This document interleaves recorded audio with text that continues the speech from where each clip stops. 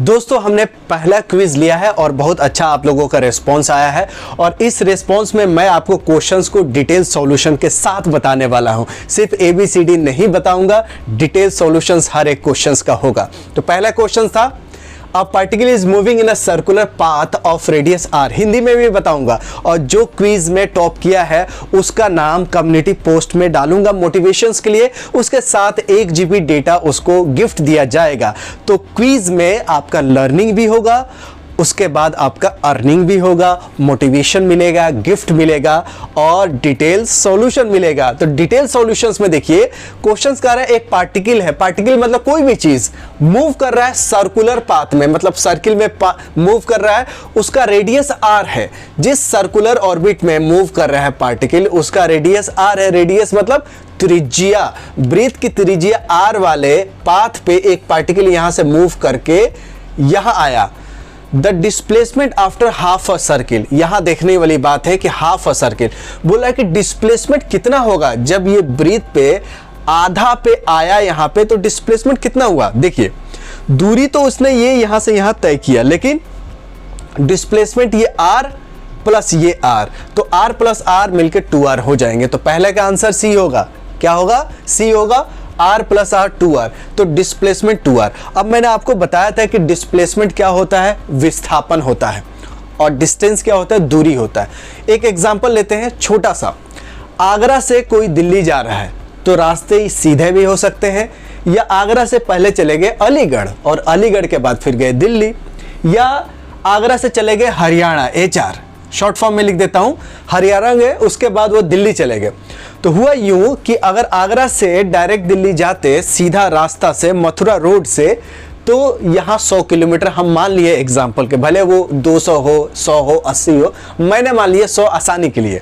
तो आगरा से दिल्ली जाने में इनका विस्थापन हो गया 100 किलोमीटर, लेकिन दूरी अगर इस रास्ते से गए तो 200 किलोमीटर, क्योंकि अलीगढ़ घूम के गए तो ये दूरी हो गई। अब मैं आपको आसान भाषा करने के लिए ये देखिए, डिस्प्लेसमेंट जो है इसको हम D से डिनोट करें, कैपिटल D से। ये कोई भी उल्टा पुल्टा हो सकता है, इसमें मानने वाली बात नहीं। मैं आपके लिए आसानी के लिए मैं डिस्प्लेसमेंट को बड़ा D, डिस्टेंस का छोटा d। लेकिन समझिए डिस्टेंस जो छोटा मैंने लिखा है हम लोग पहले पढ़ते हैं, तो ये बड़ा भाई है और डिस्प्लेसमेंट क्या है, छोटा भाई है। पहले पैदा कौन हुआ है, डिस्टेंस पैदा हुआ है। पहले दूरी उसके बाद विस्थापन, पहले क्या, दूरी उसके बाद विस्थापन, पहले डिस्टेंस उसके बाद डिस्प्लेसमेंट। तो बड़ा भाई तो हमेशा बड़ा ही रहेगा, 10 साल के बाद भी वो बड़ा ही होगा, इसका एज बढ़ेगा तो उसका भी एज बढ़ेगा। तो हमेशा देखिए, हमेशा क्या बड़ा होगा, दूरी बड़ा होगा और विस्थापन छोटा होगा।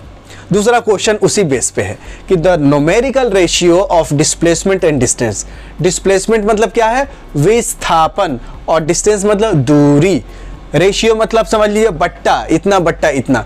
तो दूसरा क्वेश्चन था, बहुत आसान था, न्यूमेरिकल अंकिकी, numerical ratio of displacement and distance. Displacement बट्टा डिस्टेंस, छोटा बट्टा बड़ा, तो क्या होगा, हमेशा लेस देन 1 होगा। अब एक कंडीशन मान लेते हैं यहां पे कि डिस्प्लेसमेंट पहले ना देके डिस्टेंस पहले देते। पहले ये ऑप्शन पढ़ते हैं, always less than 1, always equal to 1, always more than 1, equal और लेस देन 1। देखिए क्वेश्चन ये कह रहा है कि रेशियो होगा डिस्प्लेसमेंट, डिस्प्लेसमेंट में छोटा भाई और डिस्टेंस मतलब बड़ा भाई, तो छोटा भाई बट्टा बड़ा भाई, तो हो जाएगा आपका लेस देन 1। उसके बाद आपका आगरा से अगर दिल्ली हम सीधे जाते तो क्या हो जाता, शॉर्टेस्ट डिस्टेंस हो जाता है, तो क्या होता है, डिस्प्लेसमेंट हो जाता है, और घूम घाम के जाते तो डिस्टेंस हो जाता है। तो डिस्प्लेसमेंट बट्टा डिस्टेंस हमेशा, देखिए विस्थापन ये डिस्टेंस क्या है, बड़ा वाला, तो ये लेस देन 1 होगा। अगर इसको उल्टा कर देते हम लोग मान लेते हैं कि डिस्टेंस और बट्टा डिस्प्लेसमेंट है, डिस्प्लेसमेंट ये क्या है, विस्थापन, ये दूरी और ये है विस्थापन, विस्थापन। तो अब मान लीजिए दूरी क्या है, बड़ा भाई, पहले पैदा कौन सा हुआ था, दूरी, उसके बाद विस्थापन पैदा हुआ है, ये याद रखिए। तो दूरी बड़ा है, अगर दूरी ऊपर हो गया तब आपका ग्रेटर देन इक्वल टू 1 हो जाएगा, और जब दूरी नीचे आ जाएगा, बड़ा भाई नीचे आ जाएगा तो उल्टा हो जाएगा ना, बड़ा भाई अगर मान लीजिए कि विस्थापन ऊपर चला गया, विस्थापन, और नीचे है दूरी, दूरी, तो दूरी बड़ा भाई नीचे आ गया, बड़ा भाई नीचे आ गया तो ये कम हो जाएगा, लेस देन 1 हो जाएगा। तो ऑप्शन देखिए इसमें क्या है दूसरा का कि इक्वल टू और लेस देन 1। तो ये वाला आंसर, दूसरा का आंसर डी होगा। क्यों होगा मैंने आपको बता दिया है। रेशियो मतलब बट्टा, मतलब आप जब भी रेशियो पूछे इसका रेशियो डिवाइडेड बाय इसका रेशियो, अगर ये उल्टा कर देता तो ये उल्टा हो जाता। हमने पहले क्वेश्चंस में क्या पूछा था, विस्थापन बट्टा दूरी, तो लेस देन इक्वल टू 1 हो गया, यानी इक्वल और लेस देन 1। अगर इसको उल्टा कर देता, दूरी बड़ा भाई ऊपर आ जाता, तो बड़ा भाई ऊपर आ गया तो ज़्यादा ही होगा ना, ग्रेटर देन इक्वल टू 1 हो जाएगा। तो दूरी हमेशा याद रखिएगा, बड़ा भाई है, विस्थापन छोटा भाई है, तो विस्थापन हमेशा दूरी से छोटा होता है। 2 क्वेश्चंस हो गया, आगे और क्वेश्चंस बताता हूँ। दोस्तों अब हम तीसरा क्वेश्चन देखते हैं। तीसरा भी क्वेश्चन बहुत आसान था। देखिए क्या है, हम लोग पहले समझते हैं, समझ जाएंगे तो ये तो कुछ भी नहीं है, बहुत सारे बच्चों ने टॉप भी किया है। तो मैं आपको बताऊंगा, in which of the following cases, in which of the following cases, following मतलब होता है निम्नलिखित, निम्नलिखित मतलब नीचे जो लिखा हुआ है, फॉलोइंग का मतलब क्या होता है, निम्नलिखित। तो हिंदी वालों को कोई प्रॉब्लम होने वाला नहीं है। In which of the following यानी नीचे लिखा हुआ केसेस में से of motions the distance moved and the magnitude of displacement are equal. देखिए यही मेन पॉइंट है। उसके बाद ऑप्शन पढ़ते हैं, ऑप्शन पढ़ के फिर आके क्वेश्चन पढ़ेंगे जो टेक्निक्स है।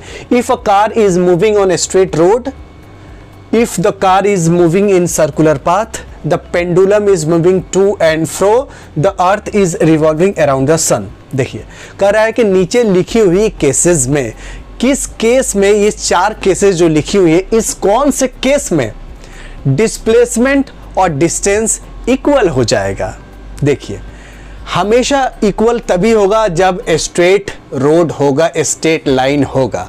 तो सीधे सीधी बात था कि देखिए हम लोग पढ़ाते इस हिसाब से ना कि आपको टिप्स से भी याद रखें। आप देखें यहाँ पे इक्वल लिखा हुआ है कि इक्वल है, यानी क्या इक्वल है, तो डिस्टेंस और डिस्प्लेसमेंट इक्वल है। तो जब इक्वल है तो किस केसेस में इक्वल होगा, जब स्ट्रेट रोड होगा तब। तो बाकी सारे ऑप्शन बट ये सर्कुलर है, सर्कुलर में होगा नहीं। पेंडुलम में, सर्कुलर में क्या होगा, देखिए सर्कुलर है, आप यहां से चले फिर यहीं आ गए तो डिस्प्लेसमेंट तो 0 हो गया, यानी विस्थापन 0 हो गया। छोटा वाला भाई 0 हो गया, बड़ा वाला भाई तो हमेशा बड़ा रहेगा। तो डिस्टेंस यहां से यहां तक 2πr कवर हुआ, क्या हुआ, डिस्टेंस कवर हुआ बड़ा वाला भाई, लेकिन छोटा वाला भाई 0 हो गया। क्यों कि जहां से चले थे वहीं रुक गए तो विस्थापन हुआ ही नहीं। अपना घर पे थे, बाजार से लौट के घर पे आ गए तो विस्थापन क्या हो गया, 0 हो गया। छोटा वाला भाई 0 हो गया, छोटा वाला भाई मतलब विस्थापन वाला भाई। ठीक है, तो ये आपका आसान हो गया। तो तीसरा का आंसर ए होगा। ठीक है, बहुत लोगों ने सही बनाया था। क्वेश्चन चौथा देखिए, suppose a boy is enjoying a ride. मान लीजिए कि एक लड़का है, राइड को एंजॉय कर रहा है।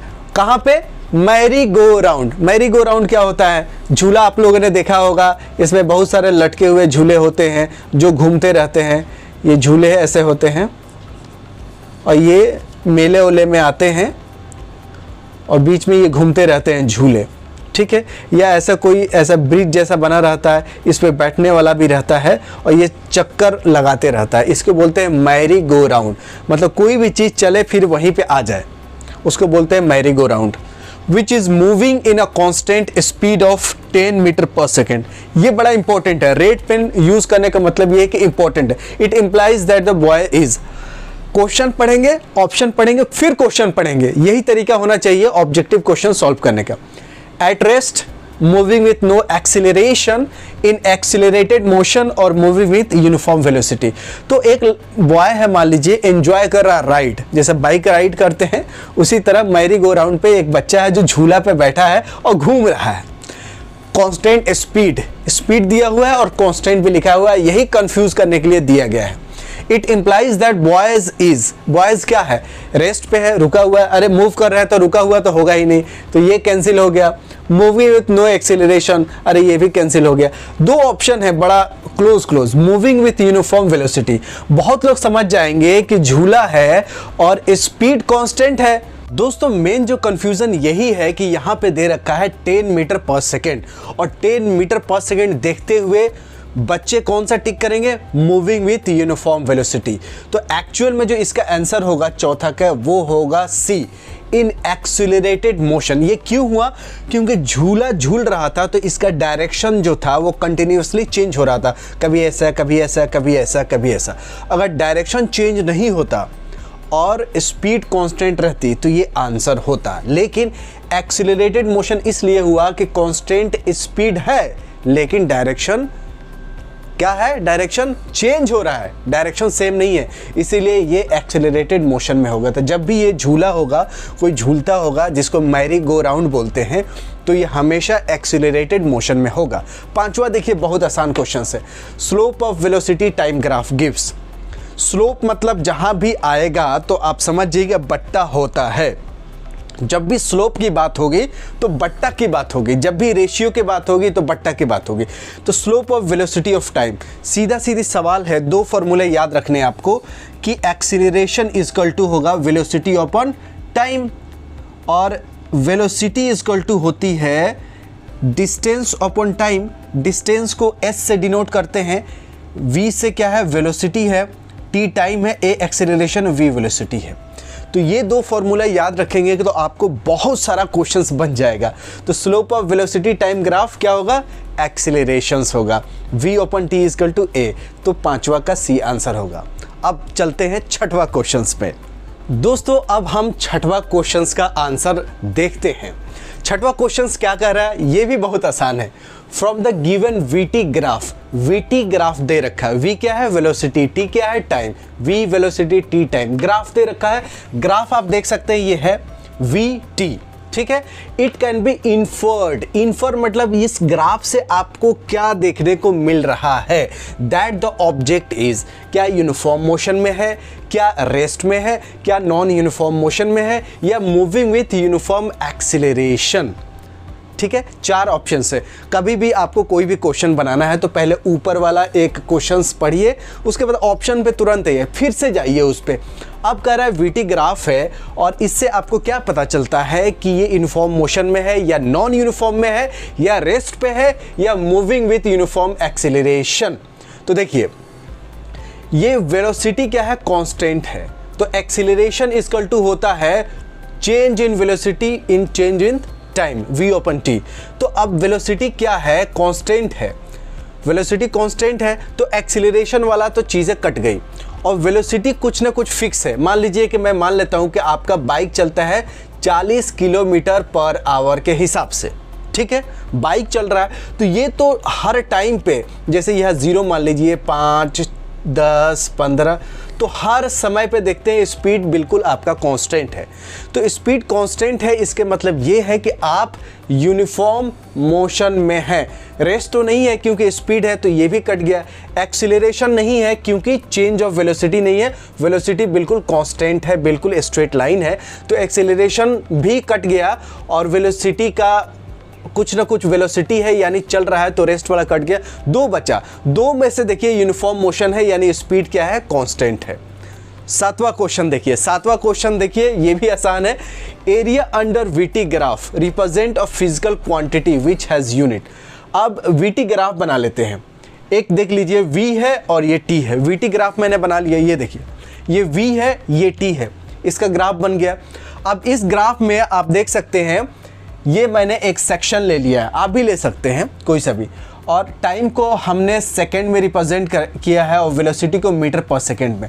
तो एरिया निकालेंगे तो एरिया क्या होता है, लंबाई गुने चौड़ाई, L इंटू बी। तो लंबाई मान लेते हैं, ये लंबाई मान लेते हैं, तो S है, चौड़ाई मीटर पर सेकंड है, तो सेकंड कट के क्या हो जाएगा, मीटर हो जाएगा।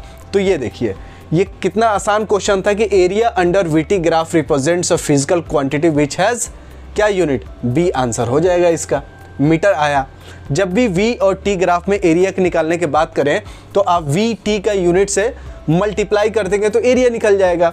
दोस्तों देखिए आठवां जो क्वेश्चन है वो है कि एक बॉडी को थ्रोन किया जाता है vertically upward with velocity u, the greater height h to which it will rise, कितना दूर तक वो जाएगा।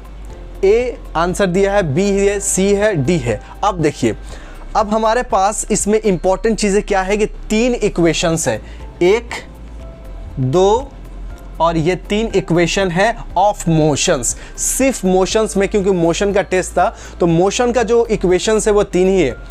v is equal to u plus a t, s is equal to u t plus half a t square, v square is equal to u square plus 2as। ठीक है, ये आपको 3 equation याद रखनी है और इस तीनों इक्वेशन से आपका सारा मोशंस का क्वेश्चंस बन जाएगा। अब यहाँ पे u है इनिशियल वेलोसिटी, v है फाइनल वेलोसिटी, a एक्सीलरेशन है, s डिस्टेंस और t टाइम है। डिस्टेंस दूरी है, एक्सीलरेशन त्वरण है, वेलोसिटी वेग है, और ये इनिशियल वेग है ना, यानी शुरुआती, और फाइनल मतलब आखिरी में। जैसे आप पैदल चल रहे थे, आप जैसे पैदल चले और कुत्ता आपको पीछा किया, तो आप तो कुछ स्पीड से चल रहे थे और कुत्ता पीछा किया तो जल्दी जल्दी भागने लगे। तो आपको कुछ पहले स्पीड थी, आप चल रहे थे, अब कुत्ता पीछा किया तो आप तेज़ भाग गए। तो इनिशियल कुछ स्पीड आपकी रही होगी, फिर आप बढ़, और बाद में ऐसा हुआ कि कुत्ता कहीं और चला गया, तो आप क्या होगा, फिर टहलने लगे, तो फिर आपका फाइनल स्पीड आ गई। तो एक इनिशियल स्पीड, एक फाइनल स्पीड। तो कोई भी बॉडी है, मान लीजिए आप खड़े रहें और एक जगह खड़े हैं और कुत्ता तब पीछा किया, तो आप तो खड़े थे, आपका स्पीड 0 थी, आप नहीं मूव कर रहे थे। तो क्या हुआ, उस वक्त इनिशियल वेलोसिटी आपको 0, और जब कुत्ता पीछा किया तो तेज़ भागे। तो आप इनिशियल फाइनल में, बहुत सारे बच्चे कंफ्यूज होते हैं कि इनिशियल और फाइनल क्या होता है।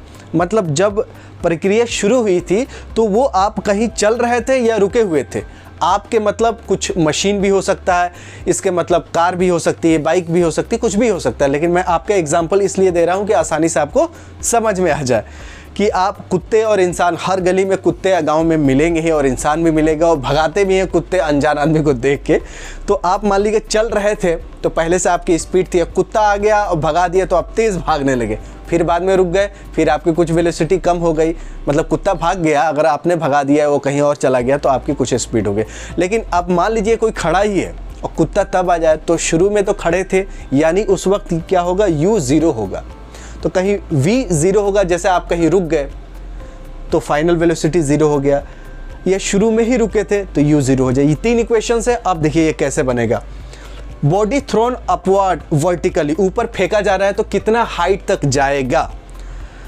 तो आपको इसमें देखिए हाइट मतलब डिस्टेंस, कितना दूरी तक जाएगा। तो इसमें s का कोई मतलब नहीं, इसमें दूरी है ही नहीं, तो ये काम नहीं आएगा। दूरी इसमें है, दूरी इसमें है, तो इन दोनों फार्मूला में से कोई काम आ सकता है, क्योंकि दूरी निकालना है। अब ये कह रहा है कि देखिए एक्सेलरेशन इसमें है, एक्सेलरेशन इसमें भी है, लेकिन इसमें देखिए फाइनल वेलोसिटी है इसमें और इनिशियल भी है। तो इसमें ये कह रहा है कि वर्टिकली जब फेंका जा रहा था तब इनिशियल वेलोसिटी u था, कुछ दूर जाकर तो वो रुक ही जाएगा, तो उस केस में फाइनल वेलोसिटी 0 हो जाएगा। और शुरू में u था, तो u v सिर्फ इसी में आ रहा है। इसमें देखिए इस वाले फॉर्मूले में ना u है, v नहीं है, इसमें u v है लेकिन डिस्टेंस ही नहीं है, तो ना ये यूज़ होगा ना यूज़। अब क्यों हम ये फार्मूला यूज़ किए हैं इसमें, ये देखिए, क्योंकि हमें हाइट निकालना है, दूरी, तो दूरी देखिए किस में है, s इसमें है, s इसमें है, s मतलब डिस्टेंस, दूरी।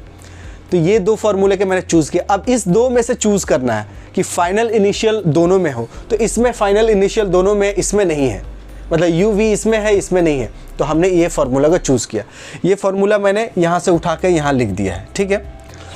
फाइनल वेलोसिटी 0 कैसे हो जाएगा, हमने उछालने के बाद कहीं तो ये रुकेगा, तो फाइनल 0 हो गया। और इनिशियल u है, वेलोसिटी u से भेजा गया है। और एक्सीलरेशन क्या होगा, देखिए एक्सीलरेशन ये होता है, जैसे ये बॉडी है नीचे गिर रही, तो ये ग्रेविटी से नीचे गिर रही, तो जो g होता है एक्सीलरेशन ड्यू टू ग्रेविटी होता है, मतलब किस एक्सीलरेशन से कोई भी बॉडी नीचे आता है, तो g क्या हो गया, एक्सीलरेशन ड्यू टू ग्रेविटी। अब आपको क्या निकालनी, हाइट, तो s यहाँ क्या है, दूरी मतलब हाइट, तो u स्क्वायर और माइनस g क्यों है, क्योंकि बॉडी को नीचे से ऊपर फेंका गया है, यानी गुरुत्वाकर्षण तो ऊपर से नीचे आता है, बॉडी तो ऊपर से नीचे आता है, लेकिन इसको उल्टा फेंका गया है, तो उल्टा फेंका गया है तो इसलिए यहाँ पे माइनस लगा है, ठीक है। उसके बाद u स्क्वायर माइनस 2gh, तो 2gh, ये देखिए माइनस वाला जो पार्ट है उसको हम इधर लेके आए हैं, मतलब ये जो तूला है बराबर है उसके इधर, तो ये माइनस था, इधर प्लस हो गया है। u जैसे कि जैसे वहाँ पे था उसको वहीं छोड़ दिया। उसके बाद देखिए हमको निकालना है h, तो h को यहीं रहने दिया, 2g को उधर ले गया, तो 2g कहाँ नीचे आ गया। तो ये बेसिक कैलकुलेशंस है, आपको ये समझना था कि इन 3 इक्वेशन में से किसको चूज़ करें। तो जो जो आपकी इस क्वेश्चंस में दे रखा है जो निकालना है उसी को देखें, जो जो मिलता हुआ है उसी को एक उठाना है और उसके फॉर्मूले में वैल्यू पुट करना है। रिजल्ट h = u² / 2g आ जाएगा। आप समझ सकते हैं कौन सा क्वेश्चन है गया, u² / 2g। तो 8वां का B is the correct answer. अब 9वां क्वेश्चन देखते हैं दोस्तों। अब हम अगला क्वेश्चन देखते हैं। अगला क्वेश्चन देखिए इतना आसान है लेकिन देखने में कितना डिफ़िकल्ट लग रहा है, क्योंकि इसमें एक ग्राफ दे दिया है और ये क्वेश्चंस क्या पूछ रहा है। पहले एक बार ऊपर का क्वेश्चंस पढ़ेंगे, फिर ऑप्शन पढ़ेंगे, फिर ग्राफ देखेंगे, फिर से क्वेश्चन पढ़ेंगे, तो आपका आधा सॉल्यूशन तो निकल गया। 4 कार्स है, यानी 4 कार है, ABCD 4 कार हैं। देखिए ऑन अ लेवल रोड, एकदम बराबर रोड पे 4 कार है लगी हुई है। Their distance versus time graph, distance versus time graph, यानी डिस्टेंस वर्सेस, जैसे IPL होता है ना मुंबई वर्सेस चेन्नई, उसी तरह डिस्टेंस वर्सेस टाइम ये ग्राफ बना हुआ है। आजकल तो IPL में भी ग्राफ दिखाते हैं कि कौन सा बैट्समैन किस ओवर में कितना रन बनाए। Choose the correct statements. Statements क्या है, car A is faster then D, car B is slowest. क्या कार A ज़्यादा तेज़ है D से, क्या कार B जो है सबसे स्लो है, car D is faster then C, car B is faster then. देखिए चुटकियों में सवाल बनेगा। कैसे बनेगा देखिए, ये टाइम है, मान लेते हैं ये 5 है, ये 10 है, ये 15 है, ये 20 है। मिनट मान लीजिए, घंटा मान लीजिए, कुछ भी, घंटे मान लेते हैं। और ये स्पीड मान लेते हैं आपका बाइक है, बाइक तो सब कोई चलाता है आजकल। इसमें भी 5, 10, 15, 20, यहाँ लिख देता हूँ 25, ठीक है। अब देखिए B का लेते हैं, 4 कार है। B के देखिए ये है 5 घंटे में ये इसकी स्पीड जो है वो अभी 5 से बहुत कम है। ये देखिए A वाला ये इतना है और ये वाला ये इतना है और C वाला इतना है। ये 5 घंटे में, मतलब मैं घंटा मान लेता हूँ, आवर्स मान लेता हूँ, इधर किलोमीटर डिस्टेंस मान लेता हूँ। तो देखिए टाइम जैसे बढ़ती रहती है तो देखिए C वाला ज़्यादा फास्ट जा रहा है, ये सबसे फास्टेस्ट कार चल रही है, और ये सबसे स्लो, क्योंकि देखिए इतना टाइम हो गया फिर भी ये इसी के 5 किलोमीटर के आसपास ही है और टाइम 20 हो गया। लेकिन वहाँ C देखिए कितना ऊपर चला गया है। तो ये ग्राफ जितना ऊपर जाएगा यानी फास्टेस्ट है। अब इसको मिलाते हैं हम लोग कि कौन सा जो ऑप्शन है वो करेक्ट होगा।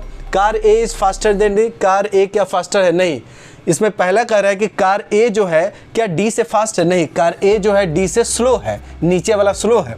अब B कह रहा है कि car B is the slowest, B सबसे स्लोएस्ट है, ये तो सही बात है। अब आगे देखते हैं क्या और भी सही है। Car D is faster than car C, car D जो फास्ट है? नहीं, कार D तो स्लो है C से। Car B is faster, car B faster? नहीं, car B is the slowest. तो ये आंसर है। देखने में लगता है बहुत बड़ा क्वेश्चन है, कैसे बनेगा, लेकिन कितना आसान है। आपको यही देखना है कि ये इधर टाइम है, इधर डिस्टेंस है, डिस्टेंस मतलब दूरी है, यह समय है, और जितना ये ग्राफ ऊपर ऊपर जाएगा इसका मतलब वो फास्ट चल रहा है। ये कार सबसे फास्ट है, तब D है, तब A है, B बिल्कुल स्लो है। अब देखते हैं 10वां question. Which of the figure represents uniform motion of a moving object correctly. अब यहाँ बात कर रहा है यूनिफॉर्म मोशंस। अब देखिए इसमें कौन यूनिफॉर्म मोशंस है। ये देखिए ये तो नॉन यूनिफॉर्म है, ये भी नॉन यूनिफॉर्म है, ये तो बिल्कुल रेस्ट पे रुका हुआ है, ये टाइम है और यहीं पे पड़ा हुआ है, लुल पड़ा हुआ है, यहीं पे रुका हुआ है। इसके मतलब देखिए इक्वल टाइम में अगर ये ग्राफ खींचिए यहाँ से ऐसे ग्राफ खींचिए तो इक्वल टाइम बढ़ते जा रही है तो डिस्टेंस भी बढ़ता जा रहा है, टाइम भी बढ़ता जा रहा है, डिस्टेंस भी बढ़ता जा रहा है। तो क्या ये इक्वल डिस्टेंस तय कर रहा है इक्वल समय पे, तो इसको बोलते हैं यूनिफॉर्म मोशंस। ये याद रखिए, यूनिफॉर्म मोशंस इसी को बोलते हैं, यूनिफॉर्म मोशन इसी को बोलते हैं कि इक्वल डिस्टेंस में इक्वल टाइम तय करे। तो यूनिफॉर्म मोशन वो होता है कि इक्वल टाइम में, इक्वल समय में इक्वल डिस्टेंस तय करे। दोस्तों देखिए 11वां क्वेश्चन से इसमें कंफ्यूजन ये था कि कौन सा फॉर्मूला यूज़ करना है। 3 जो इक्वेशन ऑफ मोशंस है, जो गति के 3 समीकरण बताए हैं उसको याद रखिएगा। जब कोई भी ऑब्जेक्ट प्रोपोर्शनल टू है स्क्वायर ऑफ टाइम तो इसको यूनिफॉर्म एक्सीलरेशन बोलते हैं। जब भी स्क्वायर रूप में हो डिस्टेंस प्रोपोर्शन, तो ये इसको बोल सकते हैं कि ऑब्जेक्ट जो मूव कर रहा है वो यूनिफॉर्म एक्सीलरेशन से करता है। तो एक्सीलरेशन का फॉर्मूला आपको याद है ना, क्या याद है? v/t, ये होता है एक्सेलरेशन का फॉर्मूला, बहुत जगह काम आएगा। और जब भी आपका डिस्टेंस जो है स्क्वायर ऑफ टाइम हो तो उसको यूनिफॉर्म एक्सेलरेशन में बोल सकते हैं। तो मुझे उम्मीद है कि आपका ये जो सॉल्यूशन मैंने करके दिखाया है, इससे भी और अच्छे अच्छे वीडियोस आएंगे, इससे भी और आसान आसान कंसेप्ट आएंगे, क्योंकि ये जो मोशंस का जो क्वेश्चंस है वो थोड़ा सा डिफ़िकल्ट होता है, मैकेनिक्स को थोड़ा सा डिफ़िकल्ट माना जाता है। फिज़िक्स का ये जो पार्ट है, force, energy, power, work, energy, power, ये सब में थोड़ा सा कन्फ्यूज़न रहता है। फिर भी मैंने कोशिश किया है कि आपको आसान भाषा में बताया। इससे भी आसान और आगे आएगी वीडियोस, थ्योरी भी आएगा, ऑब्जेक्टिव का क्वेश्चंस भी आएगा, आपको awards, rewards, motivation, 1 GB data भी मिलेगा आपको और अच्छे से पढ़ाई करने के लिए।